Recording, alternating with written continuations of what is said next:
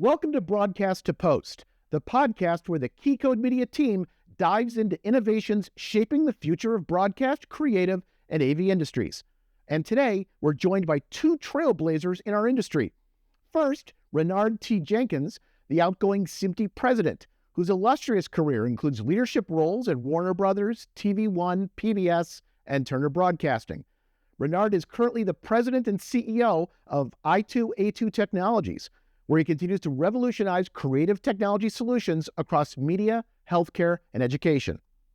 And Rich Welsh, incoming SMPTE President and Senior Vice President of Innovation at Deluxe, plus Chairman at VoluStore. Rich's groundbreaking work spans companies like Dolby, Technicolor, and Sundog Media Toolkit, where he's advanced everything from HDR to 3D and cloud pipelines.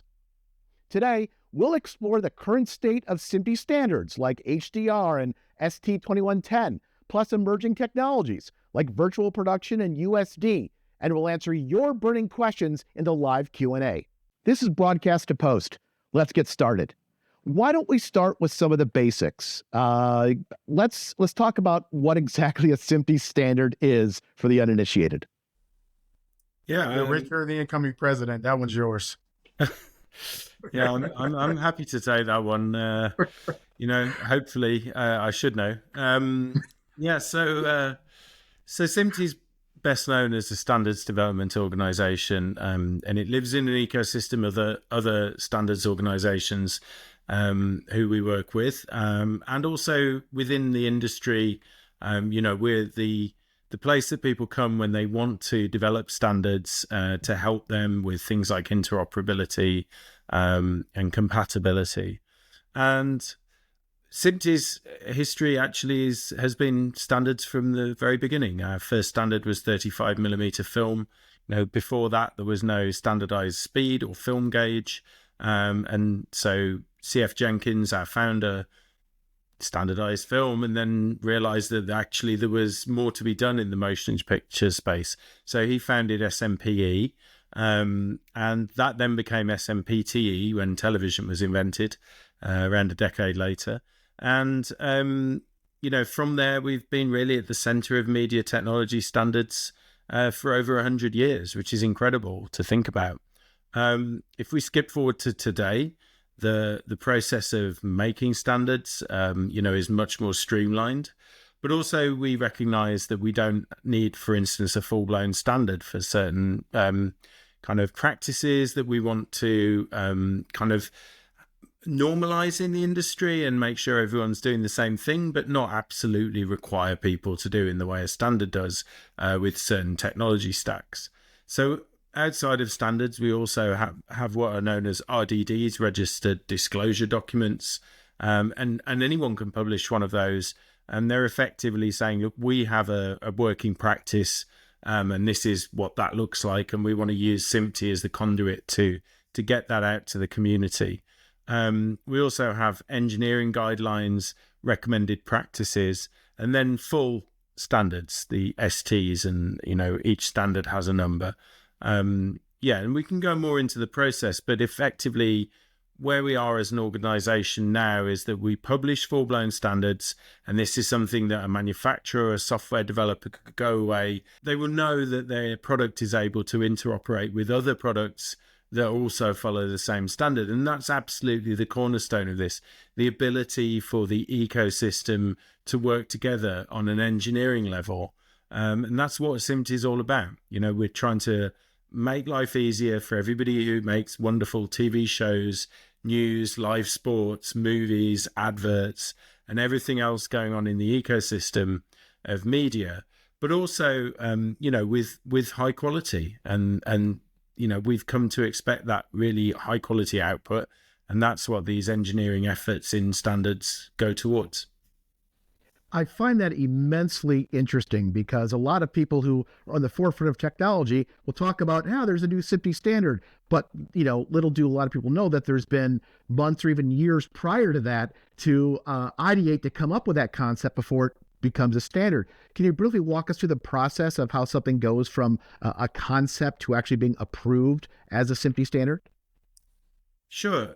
Typically, we'll have a group come to us. This might be, for instance, content owners like the film studios, or it might be a group of individuals who are all trying to solve the same problem. So once we get to the point of agreeing to do a standard, we'll then look at whether that standard should fit within an existing family or suite of standards in a particular area, say digital cinema or video over IP, or whether it needs its own new set of documents and a new family, effectively.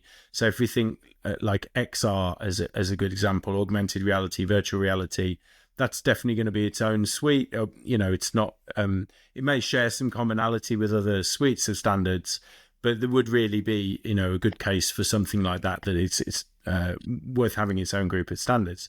And at that point, then we'll set up a new ST standards committee. It gets a number, and then we go through the process of developing that standard. And that can be quite quick if the foundation's already there, or it can take longer if it's something where we're building a whole suite of standards.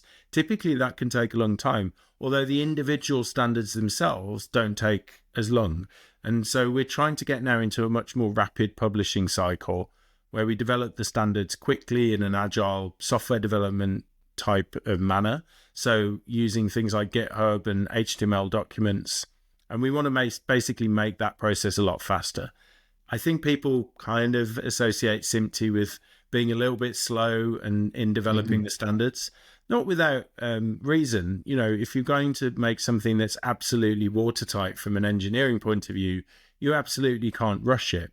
But if you have all the components that you need in place, you shouldn't have to spend a long time developing a standard that really has all the foundations and the component parts there.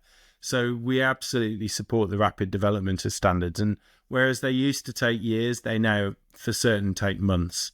And then bearing in mind that those standards will live quite a long life, they'll go on beyond the initial publication phase. We have to then maintain that. So there'll be changes in technology. I mean, a really easy one to think about is security. Internet security suites, encryption suites change, and we have to update standards to reflect that if there is a weakness in the same as any other industry, and companies and individuals have to update their security. If that security is embedded in a standard, we would have to update that standard. So there's a whole maintenance life cycle that goes on, and also other standards like organizations pick up SMPTE standards and effectively adopt them. So ISO is a good example of that.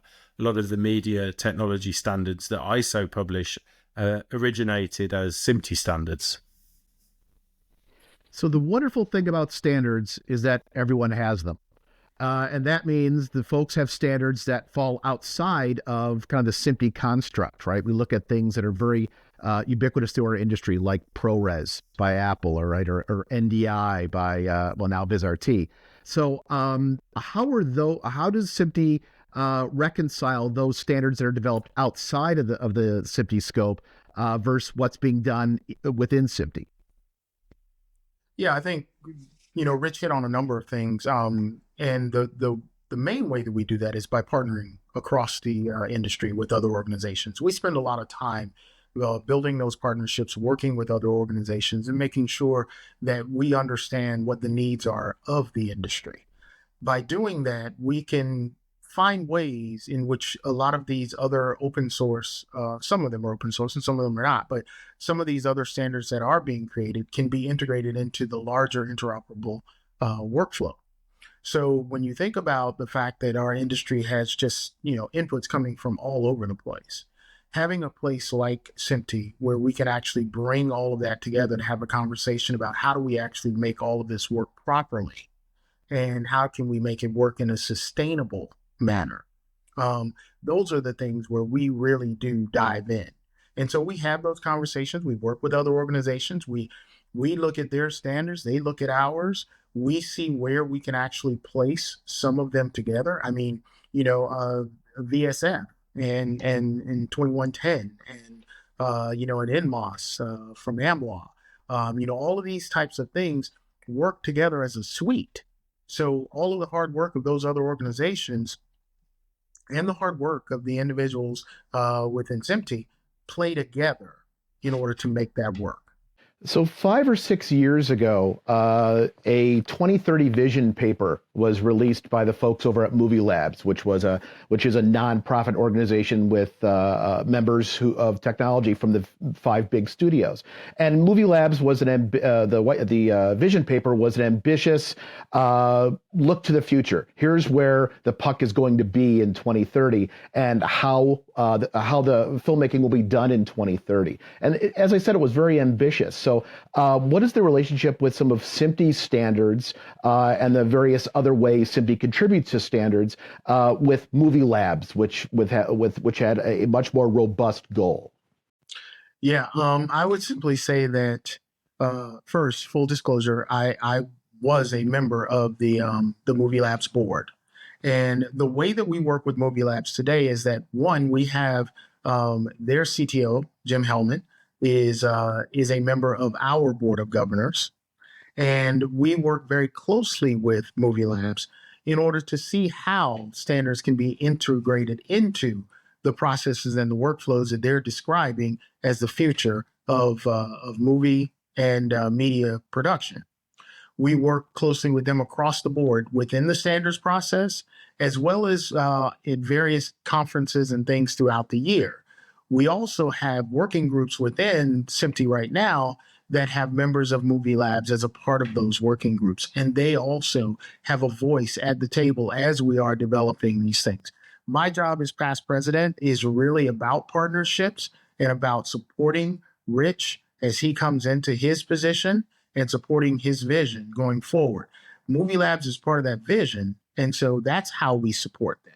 And a lot of the things that they're talking about in 2030 tie into things like video over IP, virtual production, enhanced and next generation audio. All of these types of things, along with HDR and all these other types of things, are a part of giving customers the most impactful presentation of the work that the artists have put together. And that's where SMPTE and MovieLabs really focus in on the art and science of what it is that we do in the background. I like that you mentioned that because there's a lot of similarities between art and creativity and technology. There's an idea, it's formulated, it's crafted, but then it's put out to the world, and then you see what sticks, see if people appreciate it, see if people use it. And so I'd be curious to hear what standards has SMPTE approved and put out there over the past several years that just has taken off and people can't get enough of. Oh, the big one. You know the big one, Rich. Well, 2110. Yeah, I mean, this, there's a revolution going on in live, in television, and video over IP obviously is a huge change for not only the manufacturers, but the broadcasters themselves. What surprises me about 2110 is where it's being adopted in places maybe we didn't originally think of when we first started work on that standard. The one that stands out to me that I love and I can't recommend enough as an experience for people to go and try is the Las Vegas Sphere. That incredible venue with its unbelievable immersive screen on the inside, and of course the huge screen on the outside as well. The two largest screens in the world, one's on the inside and one's on the outside. They both work because of 2110. That's an amazing venue, an amazing experience. But at the end of the day, it's an artist's vision, be that the live music, artists that perform there, or the filmmakers who are producing content for that venue. And that absolutely relies on perfect video sync across that huge display surface. And likewise for the outside, that's a huge marketing vehicle. And again, that has to work like perfectly. It can't be glitchy or panels out of sync with each other or any of that kind of thing. And 2110 is the only standard that they could find that would actually do the job for what they needed to deliver in that venue. And I think that's a great kind of testament first to the work that went into that standard, but also to the kind of outside of the box thinking of how to use it. And I know, Renard, that's just the tip of the iceberg in places that 2110 is being used. Yeah, Rich, one of the things that I really like about 2110 is that it was an industry effort. VSF and AMWA and SMPTE all played a big part in bringing 2110 to where it is today. And they continue to work together on, advancing it forward. What I love is when you're riding the tram and you're in Las Vegas and you pass by the Sphere in the morning, there's a giant smiley face that actually says good morning to you. That's 2110 in its most simple example of how it can work. There's also a lot of work that's going on right now, and a lot of development that's happening for virtual production. And they are finding ways to use 2110 that were, once again, like Rich said, they were not things that we were thinking of at the time when all of this was being put together. And then you start looking at live sports. Live sports is just using it just everywhere. And one of the greatest examples that I've seen right now, one of the best, has been the folks at TV Globo in Brazil. They are killing it with 2110, and they are killing it using 8K, and their live sports innovation and development is just moving at just a really rapid pace. There's a ton of innovation going on down there. I'm very impressed by how they're using it. I want to see where 2110 goes in 2025, because 2024 was sort of like not really a coming out party, but it was sort of like all of a sudden people realized its power. So now that they've realized its power and its ability to be malleable, and working in some of these legacy facilities without having to sort of just cut off what you're doing. You're building while you're moving. And 2110 allows you to be able to do that. One of the things that I laugh about is that those of us who started, and worked in the live event area, we got tired of carrying all that copper around with us. When you went to a stadium or you went to a facility that was not pre-wired, I can literally tell people I used to dig ditches on golf courses in order to run cable. That was the way that it worked. Now you don't have to do that. You have the ability to do a lot of this stuff over IP, and that just makes life a whole lot easier. So there's also some other standards which are even more recent than 2110. Talk to me a little bit about microservices and XR and AR and how those standards are resonating out in the wild. Yeah, with microservices, we were actually involved with microservices probably about 7 years ago. We started doing some work with a few organizations that were looking at how those modular blocks could be a part of a different way of looking at the media supply chain. So broadcasters were more so looking at it, and then the film industry said, hey, wait, these microservice sort of modular way of looking at production pipeline, as well as looking at media supply chain, can come together. And so, and both of these, both industries feed off of each other, and they always have. And that's what's really great about it. Microservices in themselves, for those who are not aware, it is you think about it as a simple but closed, small process that can actually be replicated and moved into other workflows. So this is when you start thinking about our workflows as more of a sort of a Lego and a building block type of way, instead of thinking it in a linear fashion, which was, an older way of thinking about workflows, like, probably pre-1999. Things were very linear. Now with the sort of integration of microservices, we are able to do things at a much more dynamic way and a much more dynamic scale.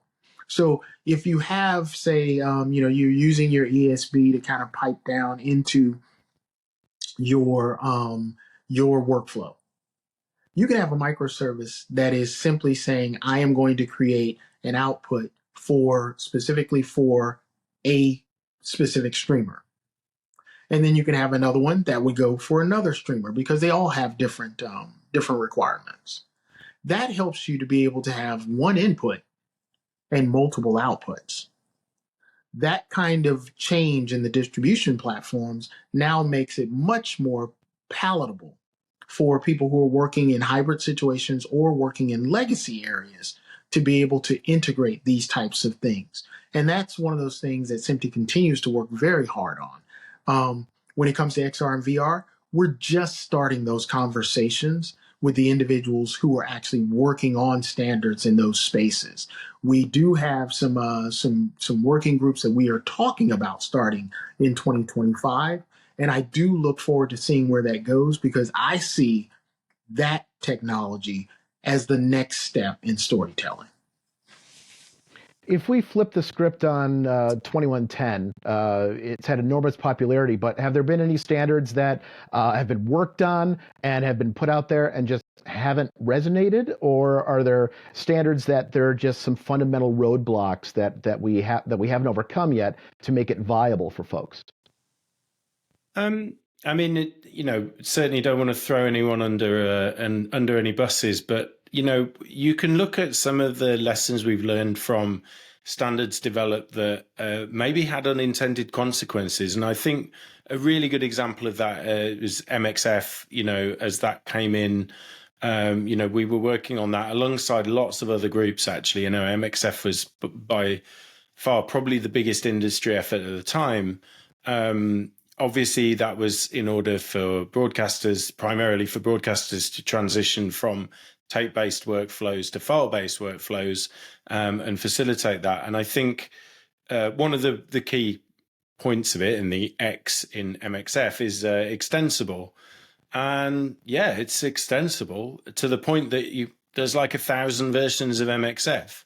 So in efforts to make it open and flexible to the user's needs, we also moved away from what you would traditionally think of as a standards constraints.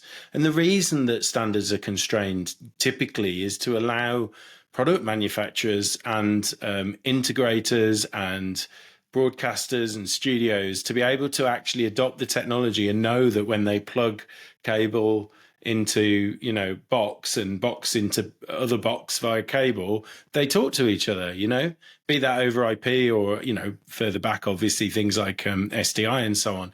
But the point is that without the standards, that just wouldn't happen. That it would be the Wild West. MXF was interesting because, like I said, in an effort to be kind of more software kind of oriented and make it very extensible, we ended up with a lack of interoperability. Spinning to another standard where maybe adoption isn't as wide as it could be. IMF is a good example. We've done loads of work. IMF is used widely by studios for archiving, and certainly is used a lot for interchange in the post-production space, and particularly in the theatrical cinema or theatrical releasing and cinema space. IMF is very popular. But, that hasn't maybe seen as much adoption as we would like, but it's a slow burn with that. And again, I think this comes down to a lot of things are not always adopted as quickly as you think they might be. And cloud is a good example. We're still, certainly on the broadcast side, we're still a long way to go with the kind of full adoption of cloud as the kind of primary infrastructure for live. And there are lots of good technical reasons why that hasn't happened yet, but it's in progress.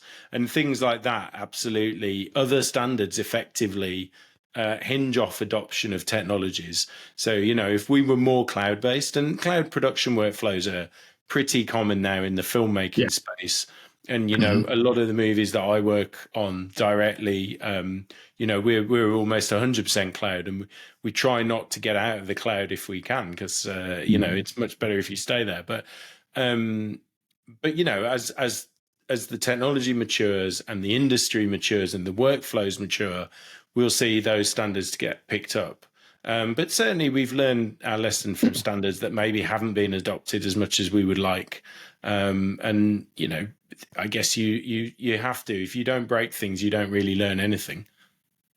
Yeah, and what I like about what you said, Rich, is that, we can look at these standards that even though they may not have gotten the adoption that we were expecting at the time that they were conceived, they're still playing a major part in how we are actually getting things done and the workflows that are being built around it. You talk about how, we're doing so much of this work in the cloud with in the film community.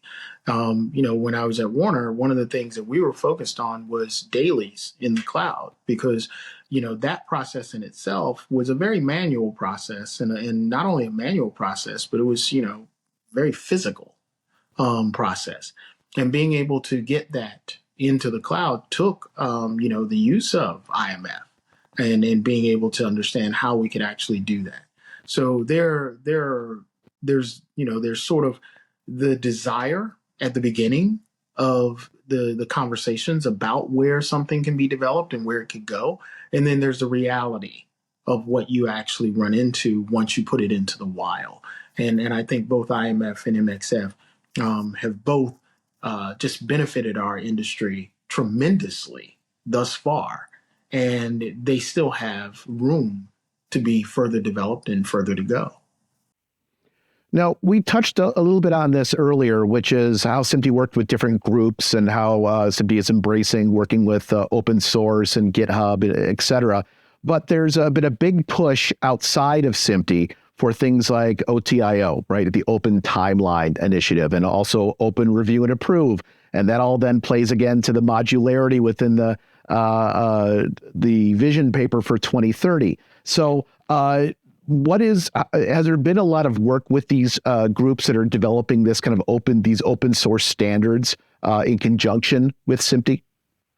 Not as much as I would like. Over the past 2 years, we have spun up a working group that is focused on open source, but we need to get more involved and we need to get more people at the table in order for us to make sure that we're doing things that are going to be interoperable across the industry. The one thing that you always have to be careful of with any of the standards that are being put out there is that you're thinking globally. When you're doing this work, you sort of get, sort of the engineering dilemma where you can paint yourself into a corner because it's a good idea and you're working on a specific task to fix a specific problem. And that's great. And yes, you fix that problem, but in the, sort of in the development process, you may have created, 3 other opportunities. And we have to think about when you're looking across at open source, when you're looking at all of these things, how do we make sure that not only are they, truly open source and they are benefiting the entire industry, but are they also, scalable? Is it something that we can actually put out into the wild and it can actually work for a larger community? Those are things that SMPTE looks at because we think globally. We are a global organization and we don't just think, about what's going on in North America. Rich is our first president from the UK. And I think that is a step forward. I am the first president of African descent for this organization. And my view was to look, why don't we have more, more activity in Africa, in South America, to be honest, in places, like Brazil, where you have a SMPTE chapter and you have these wonderfully innovative people, but why aren't we doing more? Why aren't we hearing more? That same thought process plays into open source. How do we make sure that the community that we're building understands that not only do they have a seat at this table, but they have a voice in how we are actually developing all of these things? That's the key to us making sure that as we go forward, there's not this sort of, standards versus open source, because to be honest, that's ridiculous. They're all meant to help the industry. So how do we come together and make sure that we're all talking and sharing ideas and making sure that what we're working on is interoperable, scalable, and it's for the long haul? That sounds like something that dovetails directly into Rich as the incoming president, what your vision is to continue to carry that torch. And how do you see, or can you tell us what your vision is and how that's going to impact media creation for the next decade or even longer? Wow. Well, I mean, I really hope that what I do at SMPTE over the next couple of years as president impacts the media industry for a decade in a good way, obviously. That would be a great legacy. But, I think from my point of view, to expand really on what Renard said, and this is something Renard and I have been working on together for before Renard was president, actually, and something we absolutely see eye to eye on. We need to become a more diverse organization, and that in every respect. Not only the kind of the demographics of our members, but also the industry areas that we cut across.